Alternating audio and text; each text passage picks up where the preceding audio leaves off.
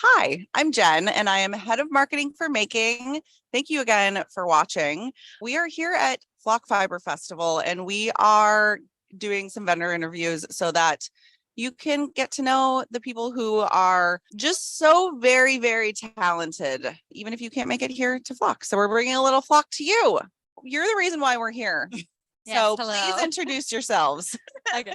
I'm Bethany. I am the dyer and owner of Woolberry.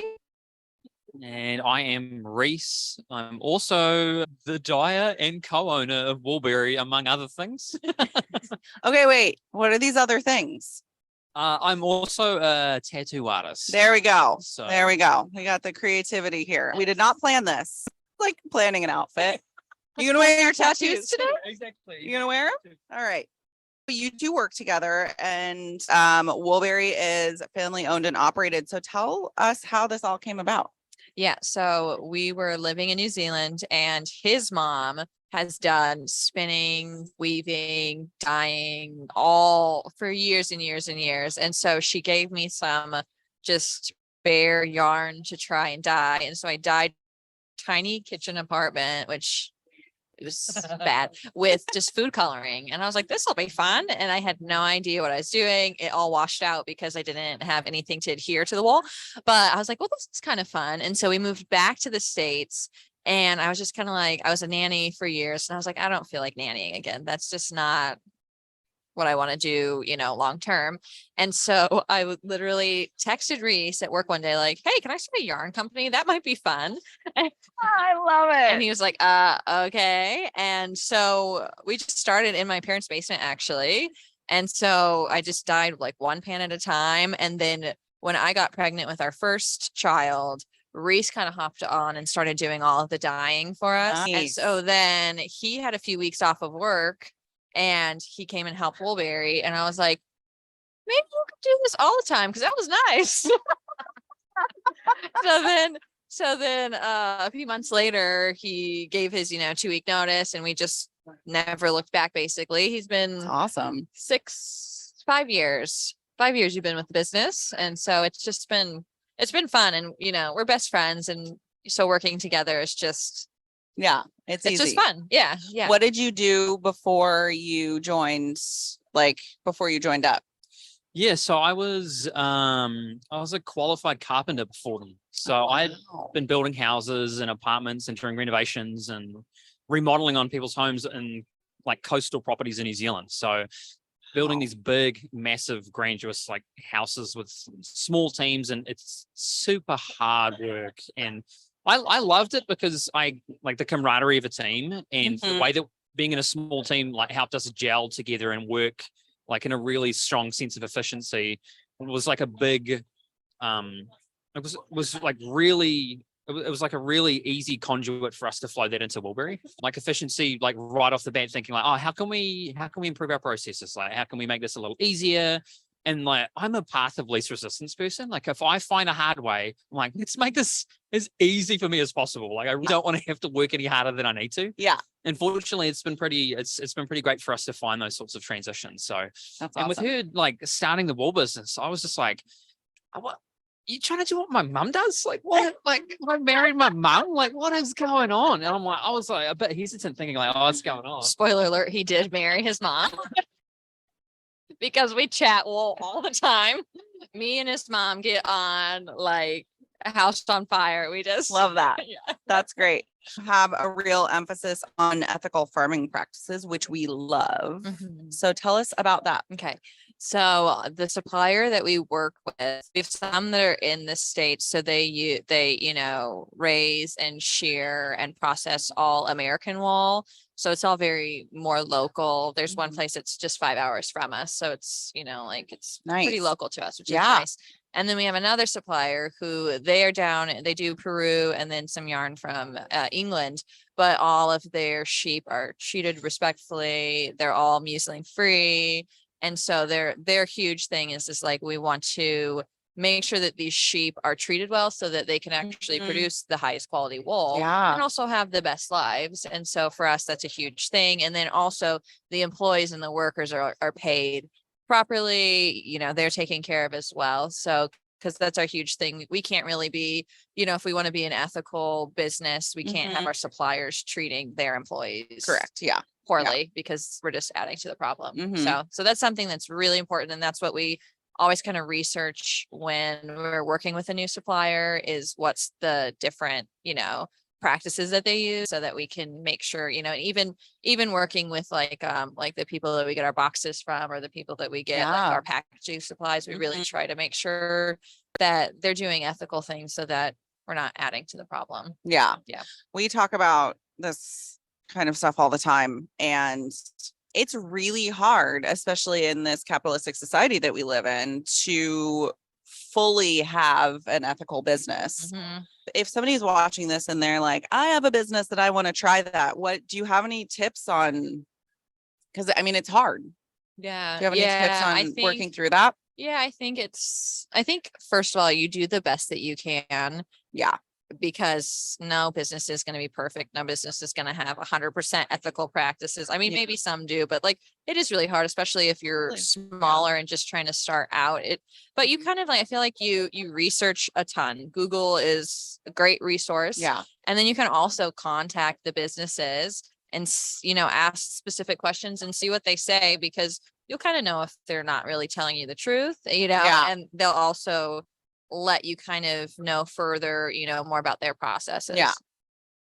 Yeah. Just to add to that, like, so much of what we do here and do in this industry and in this business, like, tends to be quite countercultural, when we live in such a capitalist society that tells you to do more and more and more, to no avail, and to the cost of the product or the cost of where it's coming from. Like, it's such a business model that is like, it's not dedicated toward profit. It's not always profit driven. It's driven on a process that slows the system down. It's constantly forced into this idea that it has to be faster and more and better, and driving us towards this idea that we're just going to end up burning out, and like slowing down and finding things that can also be like eco-friendly and ethical practices sort of forces you just to say, like, hey, why are we even doing this to begin with? Finding why you want to do anything to start with, and then letting that be the driving force of why you pick a business to partner with, or why you pick a supplier to partner with. And then it sort of goes from there. But you can't always be completely 100% eco-friendly with everything, just because of the world we live in. We have plastics, we have things that are outside of our control, but that's an industry problem, not a consumer problem. Right. So when we're in an industry that is heavily devoted towards a slower pace of life and a community, like, that's the first place we can start, Yeah. So we talk a lot about how the system is set up, and like, let's just yarn in general. Acrylic yarn is the most affordable. Yeah. There are tons of people who cannot afford the, your yarn, for example. And I'm just saying as an example, but the shaming of the people who use acrylic yarn, that's also horrible. And it's like, it's not that person, it's the society that we live in. And we should be lifting people up and being like, you want to make, this is great, do what you can. Yes, absolutely. Yes. So that's something, we talk about that a lot. Well, it's a good thing to do, because yarn shaming is like, we're just all here to make. No yarn shaming. No. Yeah. No point. You don't like it. We're all here to love each other and make things. Yes. It's great.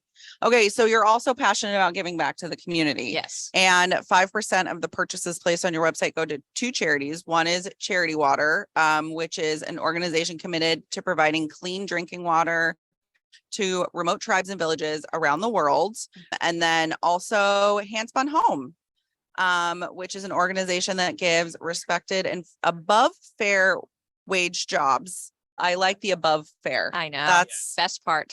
Chef's kiss to at-risk women in Rwanda.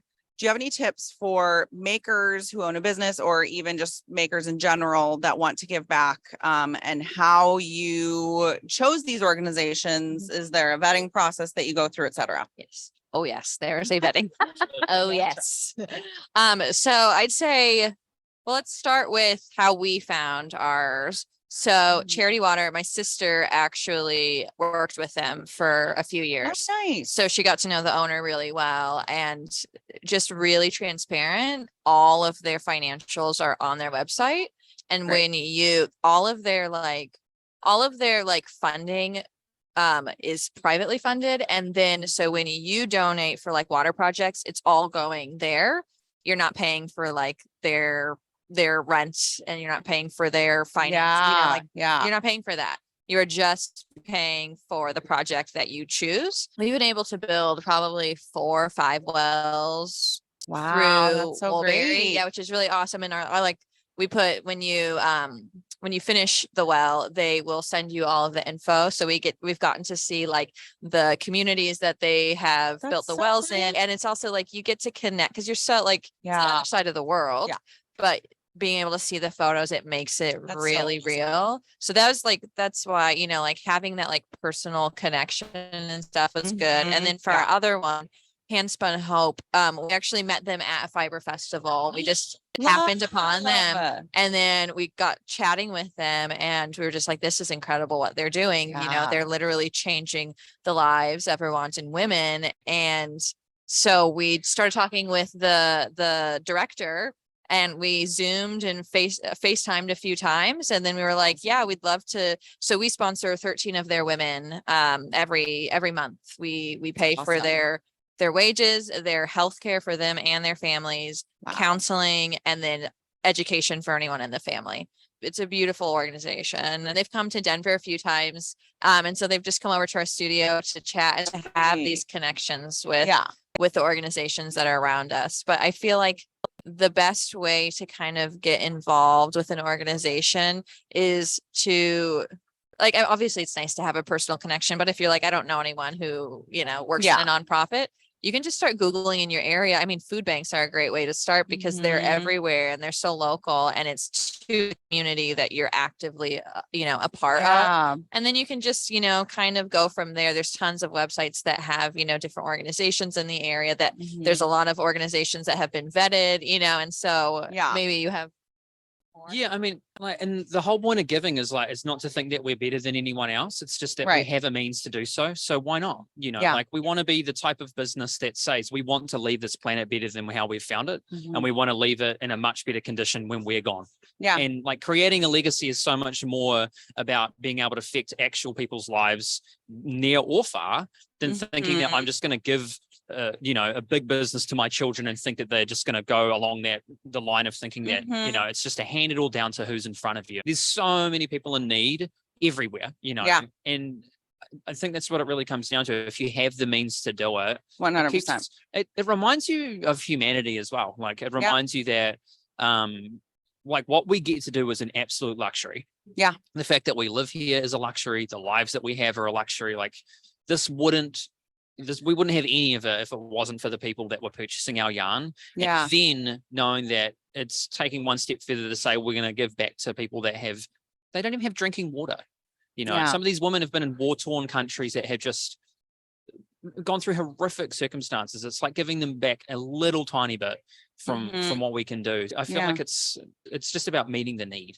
So much need out there. So there really is. It can be overwhelming. That's kind of why I asked the question, because I feel like, especially lately, over the last few years, it just feels like there's everywhere you look, there's something that you could do to help. I like what you said about starting local, because it kind of, it narrows it down, but also giving back to your community is like chef's kiss, it's like the best way to go. So maybe it's like think of like 2 to 3 things that you care about and start looking in your own community and go from there. But yeah, I mean, our huge thing is like, we never suppress a good thought. Let's just do it, And so we've gone from more than just 5% back in it, because that's just kind of like a money exchange. We've also started doing like team volunteer days with one of the other local charities that are around us, just like packing bags for kids, that for hospital bags. We feel honored to own Woolberry and all of the people who've bought from us over the years. So we're like, let's share that with other people so that it doesn't just stop with us and kind of trickle on. And there's some people, some of the women at Handspun Hope, their kids are graduating high school this year, and those were the first 2 in the entire like history of the nonprofit who have actually been able to make it through high school. And so it's like Wow. really big moments, and we get to be, that. you know, little tiny bits of it. Yeah, that's amazing. Yeah. So let's talk about you individually. Okay. When did your personal maker journey start? Like, were you like popped out of the womb and had knitting needles in your hands, or I hope not for your mother's sake, but Yeah, no, that would not be great.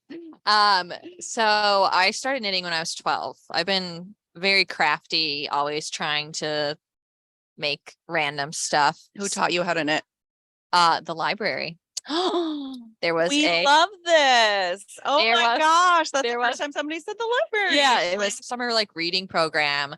There was a 3-hour learn to knit, and I had bright neon yarn, Oh my god, neon I green love yarn, it. and I made the weirdest scarf thing when I was Yeah. 12. Because it's never a scarf, your first thing. It's a scarf thing. Yes. Yes. It's not, you're not wearing it. You're not Like, wearing it. No. yeah. Yeah. It's all sorts of shapes. Yeah. Yeah. And that's how I learned. And I was like, oh, okay. And I like didn't really, I did it a little bit here and there. And then when I turned right when I was like 16, I like really got back into it. And then a day does not go by that I have not You're knit. not, yes.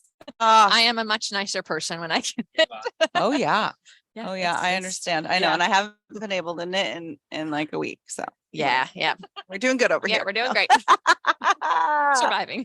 surviving and thriving because I get to talk to you all. Yes. Rhys okay. has tried to knit. He I knit was with gonna ask. I gave him cotton to knit with first, which was not a good idea. I'm a bit of a nervous wreck when it comes to making stuff. So outside of like building things with my hands with wood, anything with like soft textures and like I'm just a sweaty mess. So I've tried to make it from stuff that my mum's given me over the years. And I'm just a shocker. Like I'm an absolute shocker. But one thing I'm decent at is drawing, you know, and being an Yeah. artist was something that was cultivated at a really young age from my mum, because she was a bit of a nomad growing up, and she really loved to cultivate painting and just trying to explore different avenues of being an artist. And I started very young to try and draw and try and practice things. And then I took a big hiatus from drawing. I had like some interactions that I was just not stoked about as a kid from prominent artists and painters that should have just cultivated a young boy's dream to try and draw and be an artist. And I put it away for a really long time. Even up to the point of the pandemic, when it first started, I came across a random YouTube video that was like how to draw a traditional rose or a traditional tattoo. And I'm like, oh, I feel like I really should pick up some drawing again and practice. And drew some stuff up, and I just showed Beth. I was like, hey, look, I could just put this together. I love it. It's so good. And I was like, wait, hold on. Maybe I have a secret drawing, skill. No, don't. I'm terrible. Still bad. Yeah, so it basically just grew from there. So I ended up pretty much not putting a pencil down or an iPad pen for the next like 2 to 3 years straight. That's awesome. Just trying to continue to cultivate a style that I really like, and kind of went from there. So Sweet. And how long have you been a tattoo artist officially? So I've had my own private studio since it really was January this year. I got the process started in November, going through the licensing and stuff.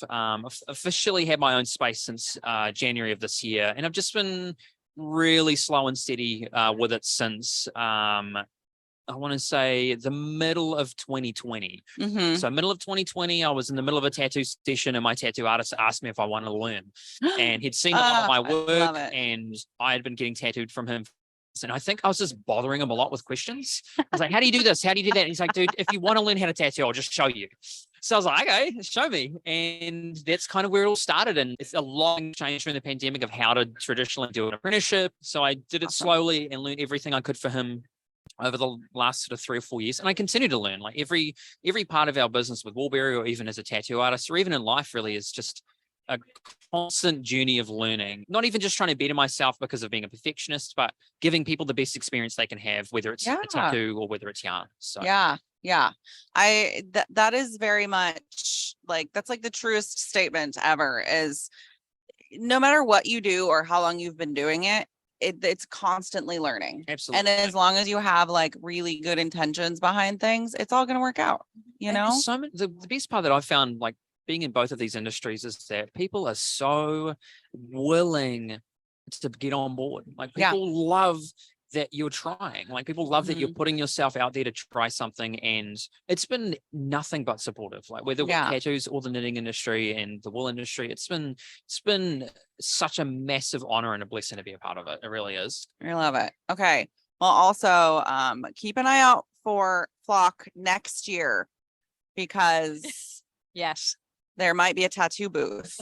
Yes. Just saying. We're going to make that happen. Okay. I mean, well, tattooing is making, because it's art. Yes, it is. We actually have on our podcast, there's a whole episode that is tattooing is art and art is making. This is going to be difficult. I feel like everybody I ask this question to, they're like, time for what? When you're not tattooing, making yarn, anything having to do with making at all, what are you doing?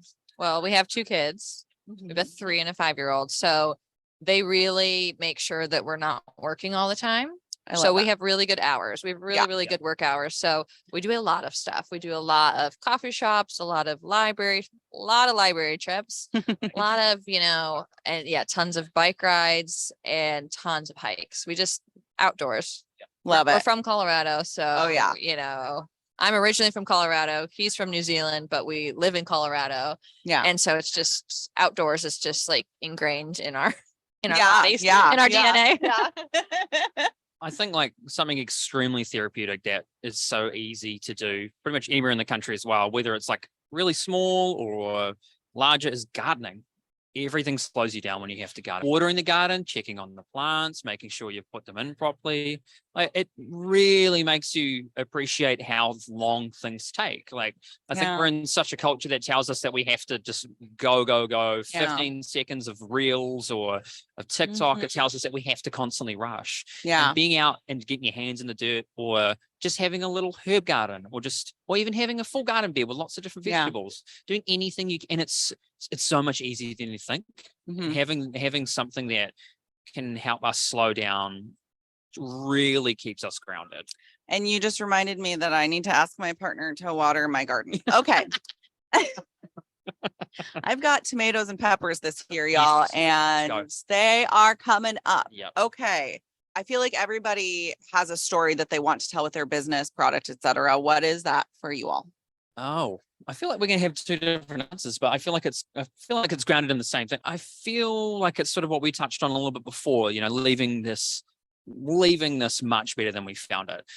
Like realizing that the impact that we have on other people's lives is just as much of an impact for us. Like this, I feel like there is a big sort of idea of this micro celebrity culture around some of these things, and people get very starstruck, but we like to think that we're just as normal as anyone else. Like we're parents, and we're siblings, and we're sons and daughters, and we're like trying to cultivate a community that allows people to feel like they're just as much a part of it as we are. Yeah. And we're just as approachable as they are. And we wouldn't have anything that we have if it wasn't for them. So it's so much more than just a transaction. It's a community. And we've had just some of the most touching memories over the years of how our wool has impacted people's lives, from it being a reminder of their grandmother who's passed, or something that helped them get through a season of depression, and things that like you can't cultivate that without being intentional. So like, that's a big part of it.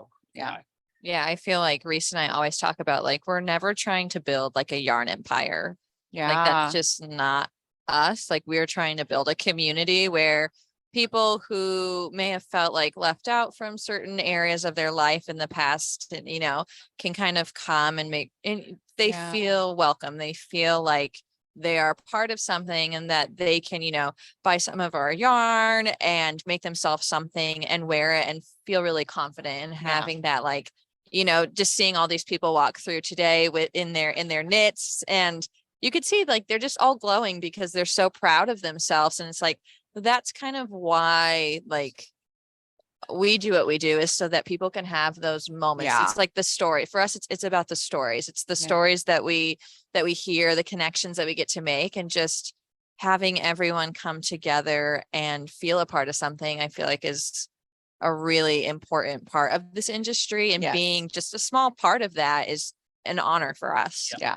Mhm. We feel the same at making. That's like why we built the app and why we have the community and why I'm like really excited to share all of these stories with people who are watching, because I think connection, even if it is through watching a video, is so powerful, and storytelling is so powerful. And so I'm really stoked that y'all joined. Thank you for taking the time. Thank this you. was so wonderful. Okay. Thank you so much for having Yes. Where can everybody find you? Oh, okay. We are on Instagram as at Woolberry Fiber Co. Mm-hmm. And then we also have a website, which is www. Feel like an infomercial. Woolberryfiber.com. So that's where we are. Awesome. And you can find me on Instagram as well. I'm not very good at it, but That's okay. Rhys James Tattoo. That's pretty much it. Cool. And that's where you can find the only place he is. Thank you so much for watching. If you're not on the Making app, download the Making app at www.themakingApp.com and sign up and join the party. Thank you. Perfect. Thank you. Thanks for watching, everyone. Bye.